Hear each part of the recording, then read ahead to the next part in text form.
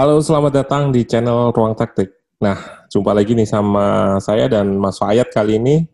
Nanti kita akan selipin sedikit taktikal teori dari yang ada di pertandingan ini, yaitu tentang half space. Nah, sebenarnya ada Coach Rian itu dari kick off, dari kalau nggak salah analisnya Persebaya sekarang itu nyebutnya ruang apit, tapi kata-kata ini malah lebih kurang mengerti ya Mas Fayat ya. Maksudnya belum familiar orang-orang mungkin di antara praktisi seperti Coach Rian yang udah dipraktisi mungkin lebih memakai kata-kata itu ruang apit itu karena lebih gampang dicerna daripada half space. Tapi kalau kita banyak nonton sepak bola atau analisis dari luar negeri, tentunya familiar dengan half space ini. Nah, sebelum teman-teman yang nggak familiar dengan half space ini, kita akan bahas nih sedikit tentang apa sih half space ini, karena ini jadi tren yang bikin sepak bola modern juga menggunakan term ini, meskipun half space itu sebenarnya sudah ada dari sepak bola dari awal itu, tapi lebih didetailkan aja sih pembagian ruangnya terutama. Nah, ini Mas Fayat akan presentasi, silakan Mas Fayat.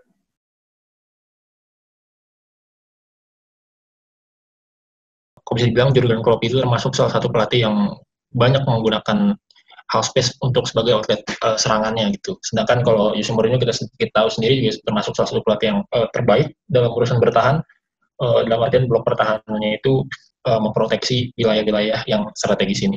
Sebenarnya apa sih itu half space ya? Istilah ini sering kita dengar, sering dipakai juga oleh banyak orang. Pengertian awalnya itu cukup simpel, yaitu ruang statis antara area tengah dan kedua sisi sayap. Kodigrafi ini kan bisa dilihat ya, ini dari tulisannya Rene Marik, maka dia pakai bahasa Jerman, karena ini istilah yang dipakai di kurikulum kepelatihan di DFB di Jerman. Jadi sebutannya ini Halbraum. Ini nggak tahu nih bacanya gimana ya. Pokoknya di Zentrum ini wilayah tengah, kemudian ini flank atau sayap, sedangkan ini half space, jadi ruang yang di antara tiga ruang yang lain. Nah, ada sebutan lain nih, kalau di Jerman tadi Halfbraum, kemudian di Indonesia oleh Coach Rian itu disebutnya sebagai ruang apit. Sementara kalau orang Inggris banyak menyebutnya itu channel atau pocket. Walaupun sebetulnya dua istilah ini juga merujuk bisa ke ruang-ruang yang ada di antara gap antar pemain gitu. Yeah. Sebetulnya channel atau pocket. Cuma banyak karena gap ini banyak tercipta di half space yang bisa menjadi progresi serangan, makanya kadang half space juga di refer dengan terminologi ini gitu. Iya, kayak Jurgen Klopp. Jadi Jurgen Klopp tahun 2016 setelah semusim dia menukang Liverpool, dia diwawancara sama Sky Sport gitu, diundang ke Monday Night Football atau kalau nggak salah. Nah, di situ dia mulai tuh mempopulerkan ya terminologi half space ini ke publik Inggris gitu, karena waktu itu terminologi half space ini banyak dipakai di Jerman kan ketika itu. Jadi kalau menurut Klopp gitu, half space ini pertama dia sebagai option, kedua sebagai option untuk get the pass atau menerima bola, atau untuk proteksi gitu. Jadi Klopp ini kan pelatih yang terkenal dengan gegen pressing ya. Jadi ketika bola hilang dia rebut lagi. Nah, proteksi itu dimulai dari situ gitu. Jadi ketika nyerang, prinsip positional play kan, ketika nyerang juga posisi di situ juga posisi ketika kita harus bertahan lagi gitu. Oke. Klopp dulu di Dortmund itu mungkin banyak yang nonton juga, itu tim yang benar-benar sangat transisional gitu. Jadi tim yang main bola langsung ke depan, bola hilang rebut lagi, terus karena rebut bola di depan lebih dekat dengan gawang lawan langsung buat peluang, langsung jadi gol gitu. Sedangkan ketika di Liverpool, karakteristik sepak bola Inggris yang sedikit berbeda dengan sepak bola Jerman membuat juga ada dia harus menghadapi lawan-lawan yang bertahan lebih dalam, main nggak pressing di depan tapi banyak menunggu gitu, dan akhirnya kalau itu dia beradaptasi buat bikin struktur yang lebih posisional gitu. Jadi kalau dulu dia banyak umpan vertikal dia guna ke depan, sekarang bahkan dia horizontal di antara lini belakang, konstruksi dulu build up dari bawah untuk menyerang, terutama untuk lawan tim-tim ini. Ini kurang lebih strukturnya. Ya, mungkin ini bukan struktur yang ideal gitu karena masih di awal pertandingan dan Robertson ini posisinya masih dalam, tapi kurang lebih bakal seperti ini gitu. Ini garis kuning ini half space, di mana tetap ada okupansi pemain di half space dan ada pemain yang menjaga kelebaran biar ada pemain yang bisa di intermediate position ini. Nah ini kurang lebih kalau digambarkan mungkin seperti ini gitu. Rotasinya mungkin ya ketika misalkan salah ini ya, salah nanti dia kan lebih kadang melebar juga karena kalau kata coach Novel itu dia punya kemampuan holding the ball yang lebih bagus gitu. Sedangkan Arnold bisa konstruksi di area yang lebih dalam. Dan Henderson, nah ini kan sering kita lihat ya. Kalau dilihat dari misalkan crossingnya Arnold tuh kebanyakan memang dari daerah sini. Sedangkan kalau di sisi ujungnya yang ambil kelebaran itu Robertson dan Mane yang akan main di half space atau banyak masuk ke sini gitu. Kayak kalau lihat dari wilayah asisnya Robertson biasanya kan dari daerah sini nih. Iya. Lebih mendekati touchline ya. Iya, lebih mendekati gimana Liverpool menyerang di half space. Kita lihat kan okupansi pemain tetap ada di wilayah tersebut gitu. Ini kan diisi oleh Jones. Nah, dia bisa ada opsi di situ. Dia salah menjaga kelebaran. Nah, kalau udah stop di sini misalkan ada banyak pemain Liverpool yang ada di half space atau di intermediate position tadi itu. Bahkan ini kan dia Wijnaldum di antara sini kemudian di antara ini ada juga Mane, kemudian ada Jones juga di antara pemain-pemain ini gitu.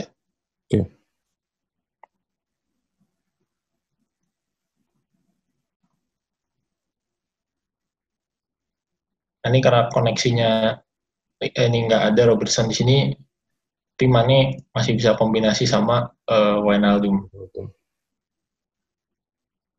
Ini kalau ini dari gol yang lawan Everton, tapi prinsipnya kurang lebih sama, tetap okupasi half space. Nah di sini kita bisa lihat rotasi Henderson dia melebar, kemudian Salah yang masuk. Kalau kita ingat proses golnya, sini Salah one two sama Firmino, kemudian switch ball ke kiri. Nah ini yang dibilang tadi intermediate possession bisa mempengaruhi blok lawan karena ketika pemainnya ada di posisi antara sini, lawan bakal merapat kan. Kalau bisa kita lihat ini Dukuri bakal ke sini. Ini kemudian Alan bakal press Salah kan. Ini juga Coleman bakal press ke sini karena Mane akan sini. Nah, akhirnya membuka opsi buat Liverpool switch play ke area yang underload.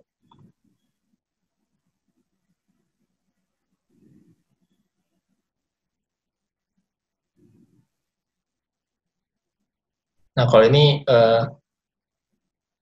sebenarnya kan struktur posisional sama gitu. Ini berguna buat counter press.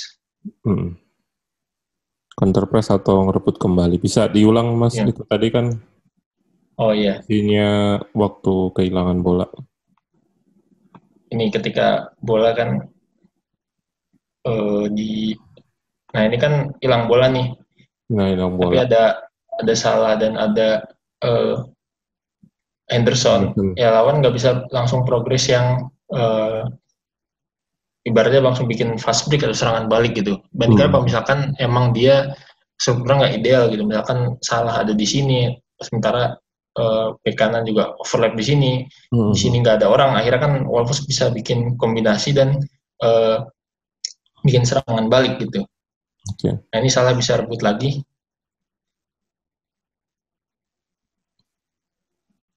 Nanti ada lagi di momen berikutnya. Ini kan dia hilang kan, dibuang, bangun serangan lagi, kurang lebih sama di sisi kiri. Nah di sini bola berhasil diintercept, tapi kemudian ada Firmino dan Mane. Jadi bikin kombinasi third man run jadi peluang. Oke, jadi intermediate position ini adalah posisi dari pemain yang berada di tengah-tengah antara, bisa dibilang antara posisi menyerang sama posisi bertahan ya, untuk ngerebut ketika bola hilang tadi. Jadi posisinya nggak terlalu naik juga, maksudnya ada di tengah-tengah itu tadi lah, posisi bertahan dan menyerang. Jadi ketika bola lepas, dia udah dalam posisi untuk ngerebut gitu. Seperti itu ya Mas ya? Iya, kurang lebihnya begitu. Karena kan ada tim juga yang dia main lebih vertikal gitu. Semua pemain di deploy ke lini terakhir gitu, lini terdepan. Ya akhirnya sebenarnya nggak ideal ketika harus rebut bola kedua gitu. Nah kan di intermediate position ini tadi secara menyerang dia punya sisi strategis, bakal ngikat pemain lawan, terutama ketika harus switch play dia bisa ikat di salah satu sisi dan bisa switch ke sisi yang lain, dan secara bertahan dia juga bisa buat sebetulnya untuk menang bola kedua. Oke, ini juga salah satu rahasia Liverpool gegenpress itu tadi, ngerebut bola bisa cepat sekali, bahkan bisa langsung dijadikan gol. Nah kalau Mourinho mungkin lebih kita bahas di sisi defense-nya, karena kan dia terkenal sebagai pelatih yang bertahan gitu. Walaupun dia pelatih yang bertahan, sebetulnya banyak yang lebih melabel dia sebagai timnya dia sebagai counter attacking base gitu. Jadi dia benar-benar membangun timnya itu di antara penyerang-penyerang terbaiknya gitu. Kayak kita ingat dulu kan di Madrid 2012 dia bertahan, tapi rekor gol di La Liga kan ketika itu 120 gol dalam semusim. Betul. Kalau ingat, mungkin yang pertandingan terakhir lawan Bilbao itu golnya Ozil yang berasal dari serangan balik, itu kan sangat memaksimalkan potensi-potensi pemain kayak Ronaldo, Di Maria yang bisa buat situasi berbahaya dari ruang-ruangan yang besar gitu ketika serangan balik. Iya. Kayak ini juga yang membuat Mourinho seringkali banyak diremehkan, tapi sebetulnya itu yang menjadi kekuatan dia gitu, serangan balik gitu. Ini salah satu kutipannya ketika inilah biasa dengan Arsene Wenger dulu. Ketika itu Wenger tersingkir di Liga Champions kalah dari AS Monaco. Kalau saya ini sebelum pertandingan Chelsea lawan Arsenal kan biasa ada cyber itu. Nah ini defensive structure terutama di Spurs ya, banyak di blok medium atau sampai blok rendah, yang 4-4-2-nya itu compact, tapi walaupun dia bertahannya bukan yang bertahan reaktif atau diem aja gitu. Kalau misalnya udah dibahas juga sama Mas Wendy ya, gimana bertahannya itu proaktif gitu, mengarahkan lawan lewat pressing trap atau channeling ke daerah-daerah yang lebih congested, yang lebih lebih rapat, sehingga buat lawan yang nggak ada opsi buat nyerang gitu. Kemudian kalau di ini yang kelihatan di taktiknya Mourinho itu gimana dia protecting channels atau gap tadi pakai double pivotnya. Makanya profil double pivotnya Mourinho itu bukan gelandang bertahan yang dalam tanda kutip bukan yang gelandang playmaker yang flamboyan gitu, tapi benar-benar gelandang yang punya work rate tinggi, tapi juga bisa jadi outlet untuk serangan balik gitu. Kalau di Spurs ada Højbjerg dan Sissoko mungkin yang sekarang banyak main. Kalau dulu di Inter dia ada Cambiaso dan Mota, di Madrid ada Alonso Khedira, kemudian di Chelsea juga sempat pakai Ramirez dan Matic, juga Embiid, Herrera beli Fred kalau nggak salah kan, Fred baru kelihatan. Ya sekarang lah kalau dilihat sebenarnya nggak konsisten juga sih, tapi paling nggak tipikal Mourinho banget lah ini pembeliannya. Kalau inget dulu yang Chelsea lawan MU yang Herrera marking Hazard sampai kemana-mana, itu kan salah satu bentuk proteksi ini. Atau juga dulu Madrid 2012 itu sangat pakai dua pivotnya ini buat menetralkan winger lawan yang masuk gitu. Kalau lihat wawancara Mourinho gitu ketika dia lawan Barca ya, untuk menetralisir Messi banyak pakai double pivot ini gitu, karena Messi banyak main lebih ke dalam, sementara kalau dia yang marking Messi itu back sayapnya, ya itu bakal ngasih space yang gede di area flank gitu. Jadi makanya dia kenapa sangat menginginkan gelandang bertahan yang work rate-nya tinggi seperti ini gitu. Nah, yang terakhir ketika bertahan itu kan ketika kita kan juga tetap ingin cetak gol ya, karena kan sepak bola itu dimenangkan dengan tim yang cetak gol lebih banyak. Nah, ini yang Mourinho itu tetap punya outlet untuk melakukan serangan balik gitu. Kalau di politik internasional gitu ada istilah namanya deterrence gitu. Jadi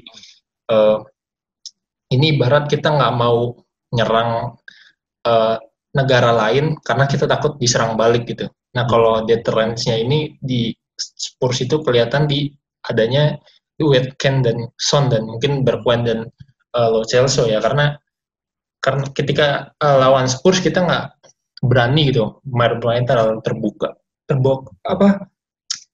banyak pemain di lini depan karena takutnya justru malah menimbulkan lubang di pertahanan gitu.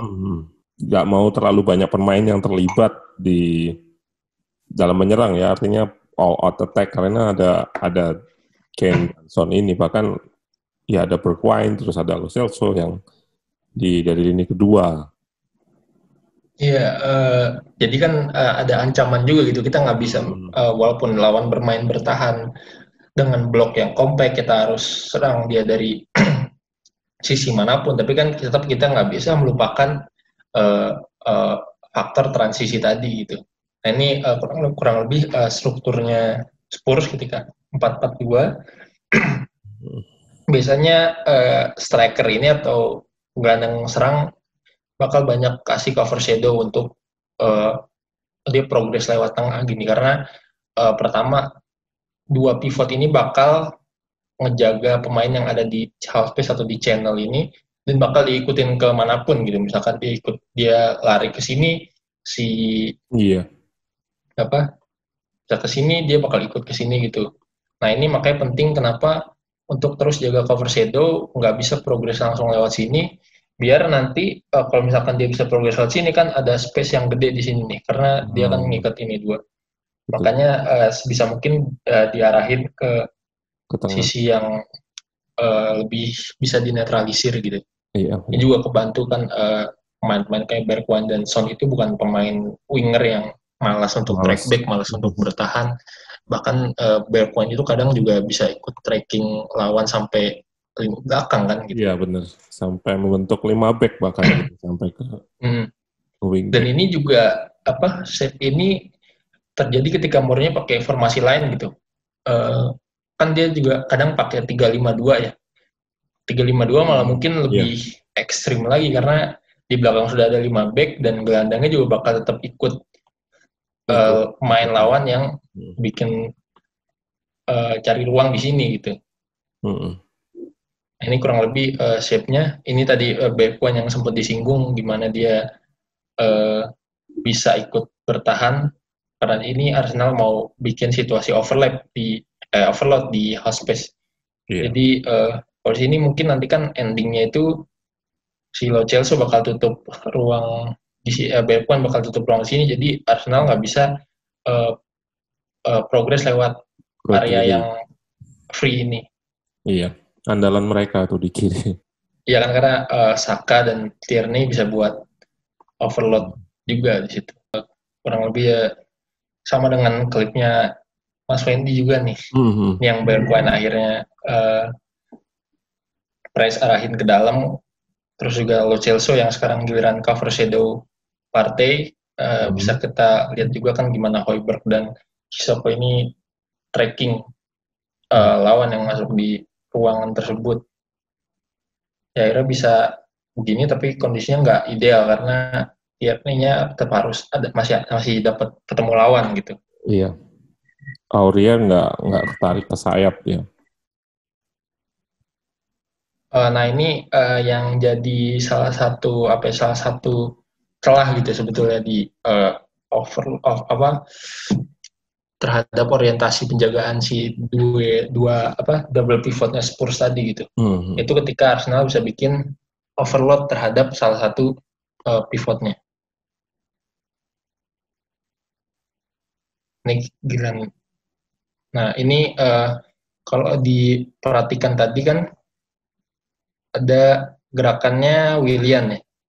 Willian ini dia masuk ke dalam sementara ada Bellerin yang overlap keluar. Iya. Pertama ini ada menimbulkan ini 2-1 kan lawan sama si Reguilon. Nah di sisi lain si Willian juga bikin overload nih 2-1 lah sama Aubameyang lawan Sissoko. Jadi Sissoko udah kepancing pergerakannya Aubameyang yang drop, sementara si Willian bikin run ke sini. Akhirnya kan kalau secara garis besarnya kan 3-2 nih. Iya.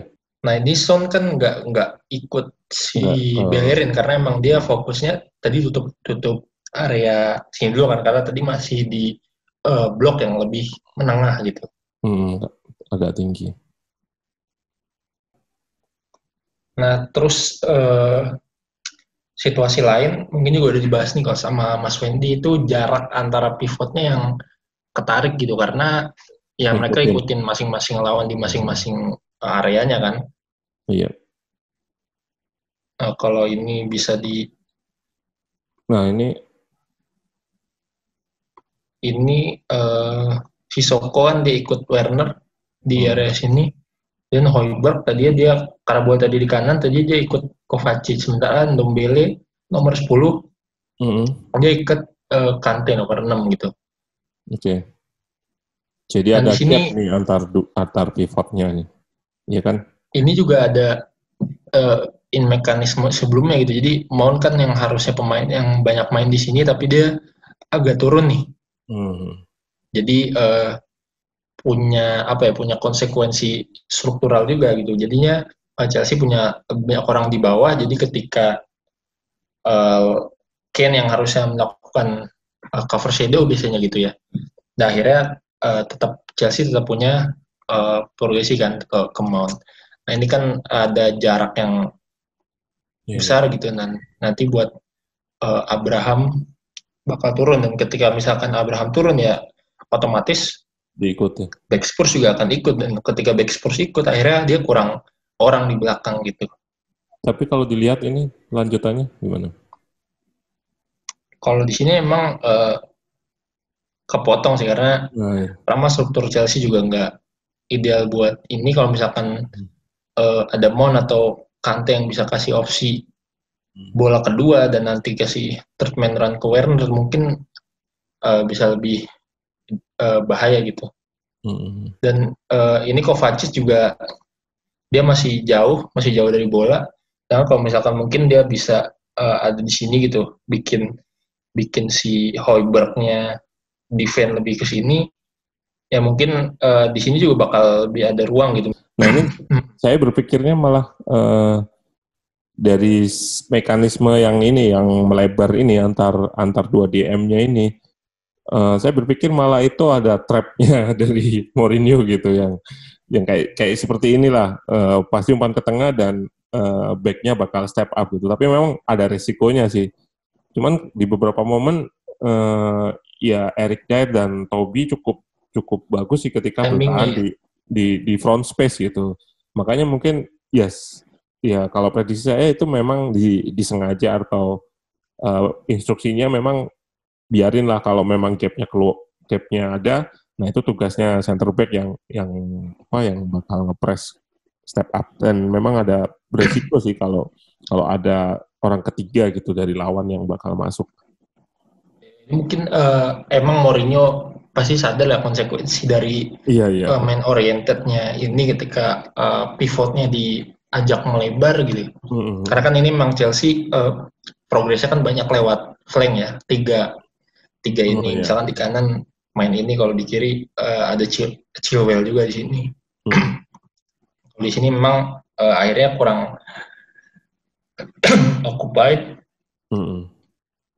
Tapi akhirnya tetap bisa bola kedua, dan ini sih mungkin karena Abraham juga cukup bagus shielding ball-nya, dan dia nggak full ini pas Højbjerg.